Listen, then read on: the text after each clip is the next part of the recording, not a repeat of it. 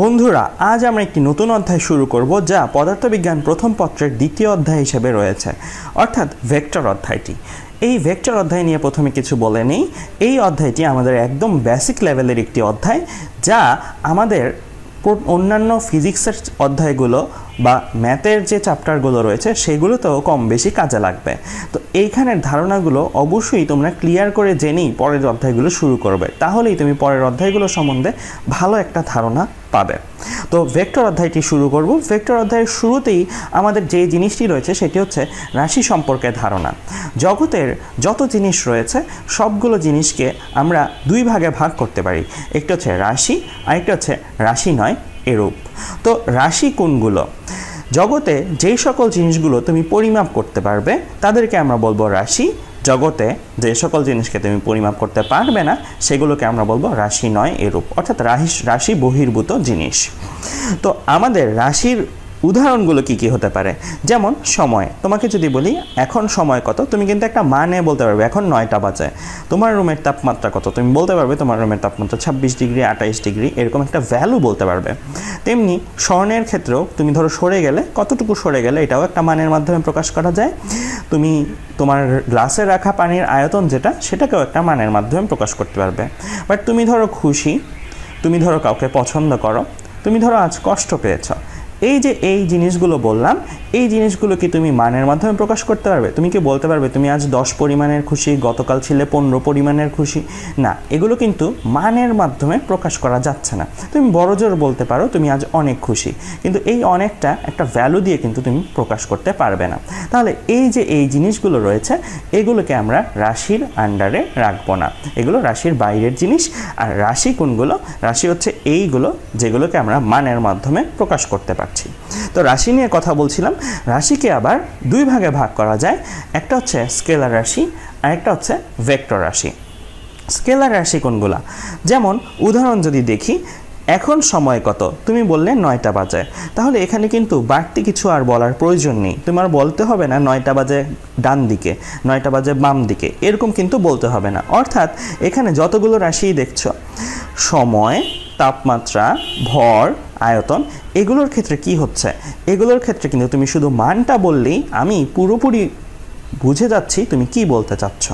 But এইখানে তুমি দেখো, এইখানে তুমি যদি বলো তুমি 10 মিটার পার সেকেন্ড বেগে যাচ্ছ, তুমি 5 মিটার সরণ ঘটালে, তুমি 10 নিউটন বল দিলে, এগুলো কিন্তু সম্পূর্ণ মনের ভাব প্রকাশ করার জন্য আরেকটু কিছু যদি বলতে, যেমন যদি বলতে তুমি 10 মিটার পার সেকেন্ড বেগে নর্থ বরাবর যাচ্ছ, তুমি 5 মিটার ডান দিকে সরে গেলে, তুমি বাম দিকে 10 নিউটন বল প্রয়োগ করলে, তাহলে কিন্তু মনের ভাবটা আরও সম্পূর্ণভাবে প্রকাশিত হতো।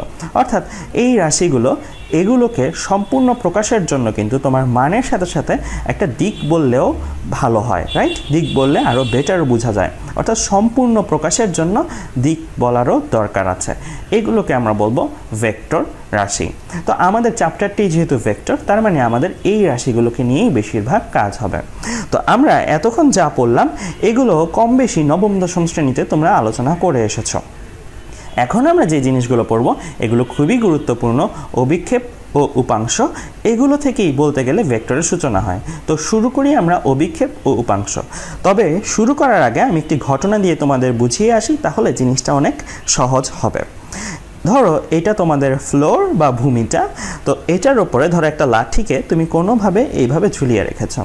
তো ঝুলিয়ে রেখে তুমি যেটা করলে, ওপর থেকে একটা টর্চ ফেললে, মানে টর্চে আলো জ্বালালে। তো আলো জ্বালালে যেটা হবে সেটা হচ্ছে এই লাঠিটার ছায়া পড়বে, রাইট? ভূমির ওপরে ওপর থেকে যদি বরাবর তুমি লাইটটা ফেলো তাহলে একদম এরকম একটা ছায়া পড়বে। এই যে এই ছায়ার একটা দৈর্ঘ্য আছে অবশ্যই, এটাকে আমরা বলতে পারি ভূমির ওপরে লাঠির ছায়া, আর দৈর্ঘ্যটাকে ভূমির ওপরে লাঠির ছায়ার দৈর্ঘ্য। এই যে এই দৈর্ঘ্যটা আছে না, এই দৈর্ঘ্যটাকেই কিন্তু জানো বলা যায় ভূমির ওপরে লাঠির অভিক্ষেপ। তার মানে তোমাদের মাথায় কি কাজ করছে? যেটাই ছায়া সেটাই কি অভিক্ষেপ? হ্যাঁ, বলতে পারো ছায়াকে আমরা অভিক্ষেপের মতো বলতে পারি। বাট অভিক্ষেপ আলোচনাটা আরও অনেক বিস্তৃত, যেটা আমরা সামনে পড়ব। তো আমরা প্রিলিমিনারিলি কি শিখলাম সেটা হচ্ছে যেটা ছায়া সেটাই আসলে অভিক্ষেপ। কোনো একটা বস্তুর ওপরে আরেকটা বস্তুর ছায়াটাকে আমরা বলতে পারি ওই বস্তুর আরেকটা বস্তুর উপরে অভিক্ষেপ। তো এখন আসি এই যে ছায়া বা যেটাকে অভিক্ষেপ বলছি, এই ছায়া বা অভিক্ষেপের ভ্যালুটা কিসের উপর নির্ভর করে। ধরো এই যে এই ছায়াটা, এটা এই মানটা, দৈর্ঘ্যের মানটা কিসের উপর নির্ভর করবে একটু চিন্তা করে দেখো আমার সাথে। তুমি যদি লাঠিটাকে ছোট না নিয়ে যদি একটা বড় লাঠি তোমার থাকতো আর তুমি যদি একইভাবে টর্চ ফেলতে, ছায়াটা কি বড় হতো না? হ্যাঁ, বড় হয়ে যেত। তার মানে একটা জিনিস বোঝা যাচ্ছে যে লাঠির দৈর্ঘ্যের ওপরে কিন্তু ছায়াটা নির্ভর করছে। চিন্তা করে দেখো, ভূমির দৈর্ঘ্যের ওপরে কি ছায়াটা নির্ভর করছে? তা কিন্তু করছে না। ভূমিটা যদি লম্বা হতো বা ছোট হতো, ছায়ার দৈর্ঘ্য কিন্তু একই থাকতো, রাইট? তার মানে ছায়াটা কিন্তু লাঠির দৈর্ঘ্যের ওপরে নির্ভর করছে, অর্থাৎ যার ছায়া বা যার অভিক্ষেপ, তার দৈর্ঘ্যটা কিন্তু অভিক্ষেপ নির্ধারণে ভূমিকা রাখছে, রাইট? যার ওপরে ছায়া, সে কিন্তু তার দৈর্ঘ্যটা কিন্তু ভূমিকা রাখছে না। তার মানে আমরা বলতে পারি যার অভিক্ষেপ, তার মানটা অভিক্ষেপ নির্ণয়ে ভূমিকা রাখে। এটা ছাড়াও যদি চিন্তা করে দেখো, আমি যদি লাঠিটাকে এইভাবে সোজা না রেখে লাঠিটাকে আমি যদি বাঁকা করে দিতাম, জাস্ট এরকম করে দিতাম, একই লাঠির দৈর্ঘ্য রেখে যদি আমি লাঠিটাকে বাঁকা করে দিতাম, তাহলে দেখো লাঠির দৈর্ঘ্য পরিবর্তন না করে বাঁকা করে দিলে ছায়াটা কি আর আগের মতো থাকবে? থাকবে না। তার মানে শুধু দৈর্ঘ্যটাই যে ভূমিকা রাখছে লাঠির ছায়াতে তা কিন্তু না। লাঠিটাকে যদি তুমি বাঁকা করে দিলে, বাঁকা করে দেওয়ার ফলে কিন্তু তোমার ছায়ার দৈর্ঘ্যটা কমে আসবে। ইনফ্যাক্ট আমি যদি বাঁকা করে করে লাঠিটাকে একদম সোজা বানিয়ে ফেলতাম, মানে ভূমির সাথে লম্ব বানিয়ে ফেলতাম, তাহলে কিন্তু ছায়াটা একদম একটা পয়েন্টের মতো হয়ে যেত, রাইট? তার মানে লাঠিটা কিভাবে আছে সেটার ওপরও কিন্তু ছায়ার দৈর্ঘ্যটা নির্ধারিত হচ্ছে। অর্থাৎ দুইটা জিনিস আমরা পেলাম, লাঠির দৈর্ঘ্যের ওপরে ছায়ার দৈর্ঘ্যটা ডিপেন্ড করে, আবার লাঠি কিভাবে আছে সেটার ওপরও ছায়ার দৈর্ঘ্যটা ডিপেন্ড করে। ইনফ্যাক্ট তোমরা যদি চিন্তা করে দেখো, লাঠিটাকে এভাবেই রাখলে, তুমি যদি ভূমিটাকে সোজা করো, বাঁকা করো, ভূমিটা ধরো এভাবে আছে, ভূমিটাকে এভাবে না রেখে এভাবে বাঁকা করলে বা এভাবে বাঁকা করলে, তাহলে কিন্তু ছায়ার দৈর্ঘ্যটা চেঞ্জ হয়ে যাবে। এটা কিন্তু তোমরা বাসায় বসে করে দেখতে পারো। তো যার ওপরে ছায়া পড়ছে, মানে ভূমি কিভাবে আছে সেটাও কিন্তু ভূমিকা রাখছে ছায়ার দৈর্ঘ্যের ওপরে। তাহলে দেখো, লাঠি এটার কিন্তু মান আর দিক দুইটাই ভূমিকা রাখছে, ভূমির কিন্তু দিকটা ভূমিকা রাখছে, রাইট? তাহলে আমরা লাঠিকে একটা ভেক্টর হিসেবে স্বীকৃতি দিতে পারি, ভূমিটাকেও একটা ভেক্টর হিসেবে স্বীকৃতি দিতে পারি, কারণ তাদের দিকটা এখানে ভূমিকা রাখছে। তো আমি লাঠি ভেক্টরটাকে সেটাকে আমরা নাম দিচ্ছি বি ভেক্টর। তো লাঠি ভেক্টরটাকে আমি ধরে নিচ্ছি, আমরা সূত্র দ্বারা করাবো, এর জন্য ধরে নিচ্ছি বি ভেক্টর, আর লাঠির দৈর্ঘ্যের মানটাকে আমি বলছি বি ভেক্টর মডুলাস বা লাঠির দৈর্ঘ্যের মান। তো আমরা যেহেতু এখন সূত্র দাঁড় করাবো, তো সূত্র দাঁড় করানোর জন্য বি ভেক্টরটাকে আমরা লাঠি না বলে এটাকে বলছি যার অভিক্ষেপ নিব। খেয়াল করে দেখো, লাঠিরই ছায়া নিচ্ছি না, অভিক্ষেপটাই তো ছায়া। তাহলে বি ভেক্টর হচ্ছে যার অভিক্ষেপ নিব সেই ভেক্টর। আর এ ভেক্টর হিসেবে স্বীকৃতি দিচ্ছি কাকে? এ ভেক্টর হিসেবে স্বীকৃতি দিচ্ছে যার ওপরে অভিক্ষেপ। অর্থাৎ আমার এখানে আমি ভূমির ওপরে ছায়া নিচ্ছি, অর্থাৎ ভূমির ওপরে অভিক্ষেপ নিচ্ছি। ভূমিটাকেই আমরা স্বীকৃতি দিচ্ছি কি হিসেবে? এ ভেক্টর হিসেবে, কারণ আমরা সূত্র দাঁড় করাতে চাই। তাহলে আমার আলোচনা মোতাবেক বি ভেক্টর হচ্ছে যার অভিক্ষেপ নিব সেই ভেক্টর, আর এ ভেক্টর হচ্ছে যার ওপরে অভিক্ষেপ নিব সেই ভেক্টর। তাহলে দেখো, এই যে এই ছায়ার দৈর্ঘ্যটা আমরা বের করতে চাই, অর্থাৎ আমরা অভিক্ষেপটা বের করতে চাই। তো কিভাবে বের করা যায়? আমরা যেটা করলাম, এই যে এই ভূমিটা বা এ ভেক্টরটা, এটার একটা সমান্তরাল টেনেছি লাঠির গোড়ায়। তো এই সমান্তরাল রেখাটি আমার আসলো। আমরা আরেকটি জিনিস ধরে নিয়েছি, সেটা হচ্ছে ভূমির সমান্তরাল, মানে এ ভেক্টরের সমান্তরালের সাথে লাঠিটা কত কোণ করে আছে? থিটা কোণ করে আছে, তাই না? তাহলে চিন্তা করে দেখো, থিটাকে কিভাবে নাম করা যায়? থিটাকে বলা যায় এ ভেক্টরের সমান্তরালের সাথে বি ভেক্টরের কোণ, তাই তো? একটু চিন্তা করে যদি দেখো, আমি যদি তোমাদের একটা জিনিস এঁকে দেখাই, এই যে এই লাঠিটা আছে, এই লাঠিটাকে তুমি যদি ধরো, আমি যদি দেখাই,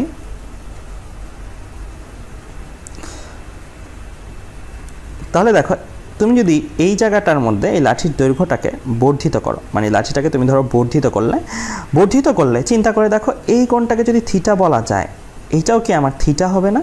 এটাও কিন্তু আমার সেই থিটাই হবে। কেন?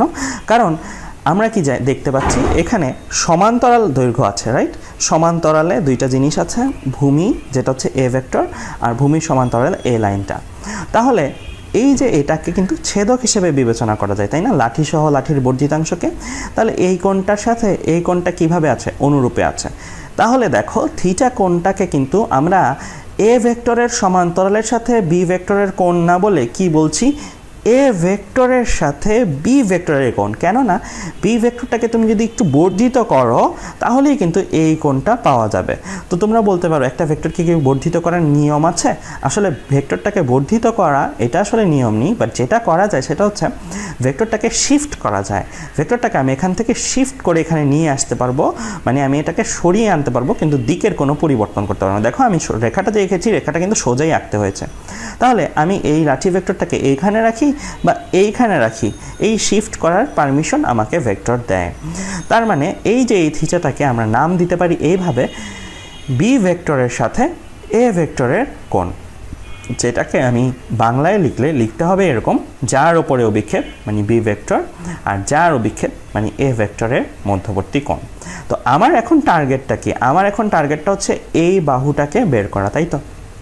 তো এই বাহুটা বের করা আর এই বাহুটা বের করা একই কথা না? তো আমরা এই বাহুটাকে বের করব আর বলবো এই ছায়াটাকে বের করেছি। তো এই বাহুটা বের করতে চাই, এইটা থিটা কোণ হলে এই কোণের সাপেক্ষে আসলে আমরা ভূমিটাকে বের করতে চাই। আমাদের জানা আছে কি? আমাদের জানা আছে অতিভুজটা, তাই তো? তো অতিভুজটা আমাদের জানা আছে, অতিভুজটাকে আমি বলছি বি ভেক্টরের মডুলাস। তো আমরা ভূমি আর অতিভুজের মধ্যে সম্পর্ক স্থাপন করলে কোন ত্রিকোণমিতিক অনুপাত নিব? আমরা ত্রিকোণমিতিক অনুপাত হিসেবে কাকে নিব? কস থিটাকে নিব, রাইট? তো আমরা লিখতে পারবো কি? আমরা লিখতে পারবো কস থিটা ইকুয়াল টু ভূমি বাই অতিভুজ। তো ভূমিটাকে আমি বলছি ছায়া বা যেটা অভিক্ষেপ বলা যায়, আর অতিভুজটাকে আমি বলছি আসলে কি? অতিভুজটাকে আমি বলছি বি ভেক্টরের মান, ঠিক আছে?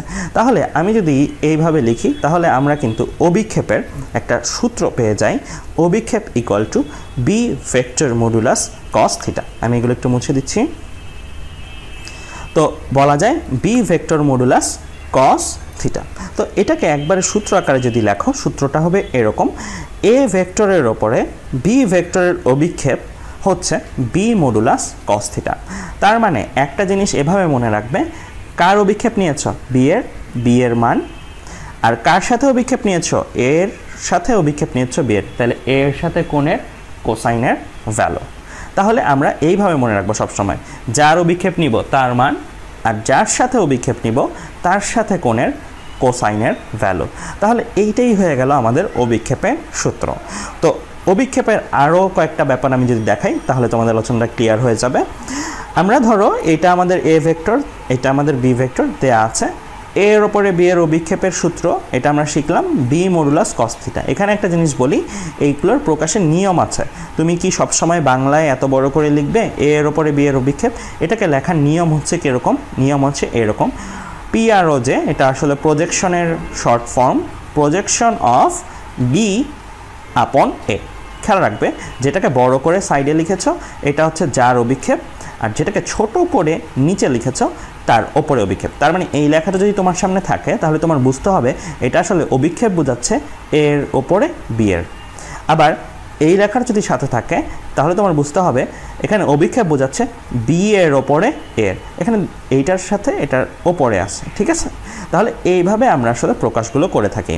তাহলে যার অভিক্ষেপ, এখানে কার অভিক্ষেপ নেওয়া হয়েছে? এর ওপরে বি এর, তো বি এর অভিক্ষেপ মানে বি এর মান, আর এ আর বি এর মধ্যবর্তী কোণ যদি থিটা হয় তাহলে কস থিটা। আবার এখানে কার অভিক্ষেপ নেওয়া হয়েছে? এর অভিক্ষেপ নেওয়া হয়েছে বি এর ওপরে, তাহলে এর অভিক্ষেপ নেওয়া হয়েছে বলে এ এর মান, আর বি এর সাথে এর কোণ থিটা বলে কস থিটা। তাহলে এই হয়ে গেল আমাদের অভিক্ষেপের সূত্র। তো আমরা যে এই অভিক্ষেপগুলো বের করলাম এগুলো তো এক একটা মান নাকি? তো এই মানগুলো তোমার যদি ফিগারে দেখতে হয়, ধরো ফিগারে আমরা কাকে বের করেছি, এই মানটা ধরে 10 হয়, তাহলে 10টা আসলে কার মান সেটা যদি জানতে চাই তাহলে আমরা যেটা করতে পারি, আমরা ফিগার থেকে বের করতে পারি। ধরো আমি তোমাদের দেখাবো বি এর অভিক্ষেপ এ এর ওপরে, মানে এ এর ওপরে বি এর অভিক্ষেপ, এটা আসলে ফিগারে কোন দৈর্ঘ্যটা। তো আমরা যেহেতু বি এর অভিক্ষেপ বের করব, বি এর অভিক্ষেপ বের করতে চাইলে আমার বি এর যে শীর্ষবিন্দু আছে এই বিন্দুটা থেকে আমাদের একটা লম্ব টানতে হবে। তো এই বিন্দুটা থেকে আমরা একটা লম্ব টানলাম এ এর ওপরে, তো এই রেখার ওপরে এই বিন্দু থেকে একটা লম্ব টানা হলো। এই লম্বটা টানলে এর যতটুকু অংশ ঢাকা পড়লো বি এর নিচে সেই অংশটাকেই আমরা আসলে বের করেছি। এখানে যদি আমরা ভ্যালুটা বের করি, যদি আসে মান 10, আসলে 10 কতটুকু দৈর্ঘ্য? এতটুকু দৈর্ঘ্যর মান। আচ্ছা, একইভাবে তোমরা যদি এটাও দেখতে চাও, বি এর ওপরে এ এর অভিক্ষেপ, এই যে এখানে একটা দৈর্ঘ্য আসবে, এই দৈর্ঘ্যটা আসলে কতটুকু দৈর্ঘ্য, তাহলে একইভাবে কাজ করবে। যেহেতু এখানে এ এর অভিক্ষেপ বের করবে, তার মানে এর যে শীর্ষবিন্দু, এখান থেকে তুমি লম্ব টানবে বি এর ওপরে। তো এখান থেকে লম্ব টানলাম বি এর ওপরে, তাহলে এতটুকু অংশ দেখো, এতটুকু অংশ আমার ঢাকা পড়ছে, অর্থাৎ ছায়ার মতোই। কিন্তু এখান থেকে টর্চ মারলে এতটুকু অংশ ছায়া পড়তো। তাহলে আমি যদি এই পয়েন্টটা থেকে বি বাহুটার উপরে লম্ব টানি, এই অংশটাকেই আসলে বলা হবে কি? বি এর ওপরে এ এর অভিক্ষেপ। তো আজ এ পর্যন্তই। পরের ক্লাসে আমরা অভিক্ষেপ নিয়ে আরও অনেক প্রায়োগিক আলোচনা করব। ধন্যবাদ সবাইকে।